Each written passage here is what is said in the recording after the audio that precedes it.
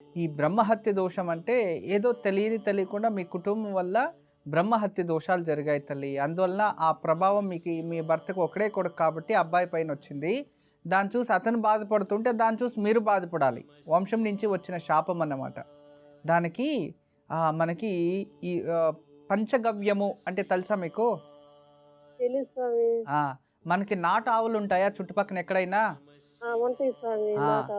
మీరు ఏం చేయాలంటే రోజు ఉదయాన్నే నాటావు పాలు, పచ్చి పాలు ఒక 100 గ్రాములు, దాంట్లోకి కాస్త 1 టీ స్పూన్ పెరుగు, దాంట్లోకి కాస్త నెయ్యి, గోమూత్రము ఒక కాస్త, ఇంత చిన్నగా గోళీ మాత్రము పేడ గోవుది, దాన్ని వేసేసి కొంచెం 1 టీ స్పూన్ తేనె, తర్వాత మునగాకు తెలుసు కదా, మునగాకు.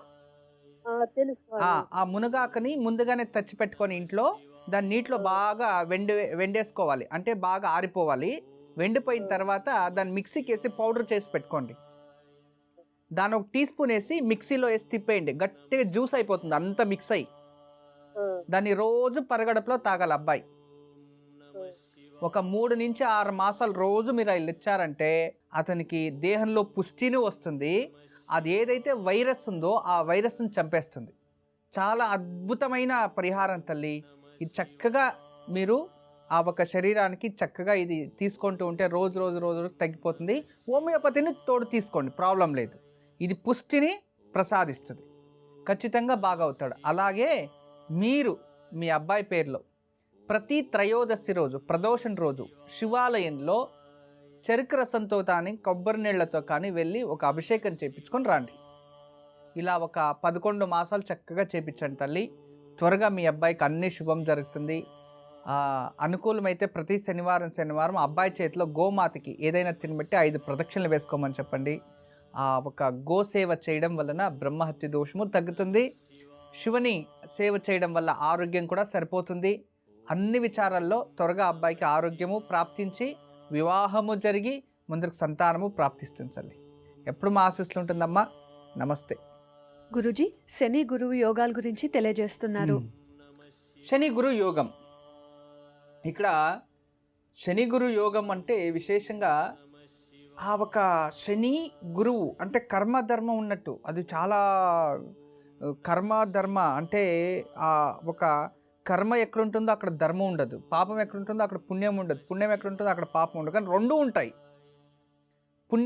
పుణ్యం ప్రాప్తిస్తుంటుంది, పాపం ప్రాప్తిస్తూ ఉంటుంది. కొందరు చెప్తూ ఉంటారు, గురుగారు చూడడానికి చెప్పుకోవడానికి అన్నీ ఉన్నాయండి, అనుభవించడానికి మాత్రం ఏమీ లేదండి. కొందరు ఇంకోటి చెప్తారు, గురుగారు అన్నీ ఉన్నాయండి. అదేంట్లో మన ఎప్పుడో ఒక సామెత చెప్పండి, అన్నీ ఉన్న అల్లడు నోట్ల శని అన్నట్టు. ఇప్పుడు పరిస్థితి ఇదన్నమాట. గురువు ఇంటికి శని ప్రవేశం చేస్తే అన్నీ ఉన్నవారికి శని పడుతుంది, జాగ్రత్తగా ఉండండి. అది సామెత.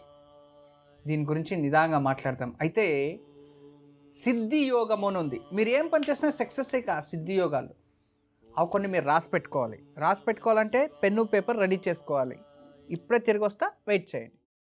అమ్మా, అలాంటి వాళ్ళది నిజమైన ప్రేమ కాదు, అది వ్యామోహం. ఎగ్జాక్ట్లీ చిన్నత్త, నిజంగా ప్రేమించుకున్న వాళ్ళు అలా చేయరు. ఎంత మనసు విరిగిపోతే కన్న కూతుర్ని పట్టుకొని మా దృష్టిలో చచ్చిపోయా ఉంటుందా తల్లి? అది సరే అమ్మా, తన కూతురుతో తన మాట అనేటప్పుడు ఆమె మాటల్లో వ్యథ, కళ్ళల్లో బాధ గమనించావమ్మా? పెద్దబాబుకు బర్త్డే విషెస్ చెప్పు కూడా వెళ్ళాం కదా. ఊరికే ఎలా కాలిపోతుంది? మంట పెడితేనో పడితేనో తగలబడుతుంది.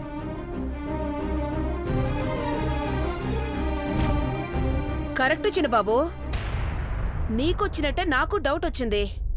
పార్వతే షర్టును తగలబెట్టిందనుకుంటా.